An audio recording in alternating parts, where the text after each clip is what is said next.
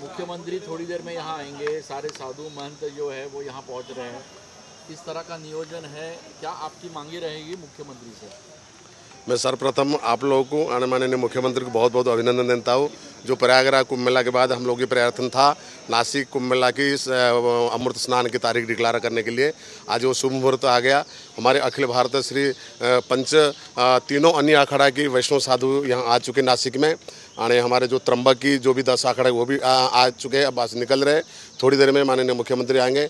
जो हम लोग की मुहूर्त निकालने का समय था, तो आज माननीय मुख्यमंत्री के द्वारा ये अमृत स्नान की यानी पर्व स्नान की तारीख डिक्लेयर किया जाएगा। यानी हम लोग की जो मांग है कायम स्वरूप जमीन के बारे में, यानी सिंहस्थ प्राधिकरण के बारे में, यानी नासिक स्थानिक जो त्र्यंबक और नासिक जो साधु संत के आश्रम है वहाँ की व्यवस्था के लिए, तो ये विषय में हम लोग आज माननीय मुख्यमंत्री से चर्चा भी करेंगे। यानी जो भी जैसे होगा तो हम लोग आगे की तैयारी प्रशासन के साथ यानी अखाड़ा सभी लोग मिल के हम लोग प्रशासन काम करेंगे। यानी ये कुंभ को नियोजन जो बढ़िया से हो, यानी नासिक जो परंपरा से रिकॉर्ड है, नासिक सबसे अच्छा कुंभ मेला होता है, तो उसको ध्यान रखते हुए हम लोग सभी 13 अखाड़ा ने मिलकर हम लोग चर्चा करेंगे। आप नासिक में समन्वय कर रहे हो सारे साधुओं का, किस तरह से भोजन व्यवस्था है, अन्यत्र व्यवस्था है, क्या रहेगा? नहीं, हम लोग यहाँ माननीय मुख्यमंत्री के साथ में पहला बार है 13 अखाड़े की मीटिंग एक साथ में नासिक में हो रहा है, ये आनंद की बात है।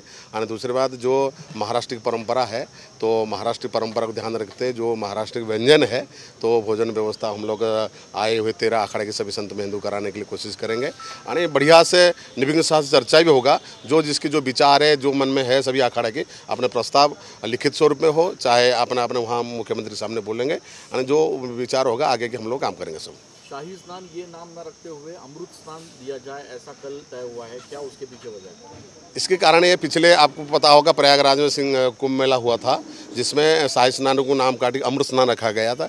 ये जो शाही शब्द है, कई मुगल समय के इसे नाम बताते सभी विद्वान सभी लोग बैठ के प्रयागराज में चर्चा करने के बाद ये निर्णय करा गया कि अमृत स्नान करा जाए। उद्देश्य ये जो चारों जगह कुंभ मेला होता है, वहाँ अमृत बूंद गिरने के बाद ही ये स्नान परंपरा है। जब अमृत गिरने के बाद स्नान होता है, तो अमृत स्नान कहने का कोई ये नहीं है। इसलिए वो परंपरा को, जो पुराने परंपरा को जो प्रयागराज में हुआ, उसको ध्यान रखते हुए हम लोग ये जो शाही स्नान के जगह पर अमृत स्नान आणि जो इतर स्नान होगा वो पर्व स्नान में ऐसे डिक्लेयर किया जाएगा। गोदावरी नदी प्रदूषणाचा मुद्दा अतिशय महत्त्वाचा आहे। बिल्कुल, गोदावरी की प्रदूषण कैसे मुक्त हो उसके बारे में हमारे 13 अखाड़ा और हमारे वैष्णव अखाड़ा सभी लोग प्रयत्न करेंगे। यानी आप लोग भी उसमें प्रयत्न करें, पूरे नासिक का प्रयत्न करेंगे जो गोदावरी शुद्धता पवित्रता कैसे रहे, उसमें सभी लोग ध्यान रखेंगे।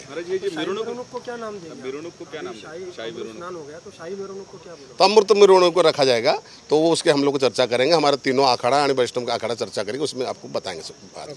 चलेगा। जय सीताराम।